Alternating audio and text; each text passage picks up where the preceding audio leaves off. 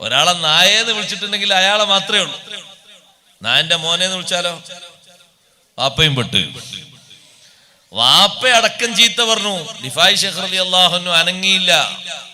ഒരു കടലാസ് എടുത്തു കൊണ്ടുവരാൻ പറഞ്ഞു.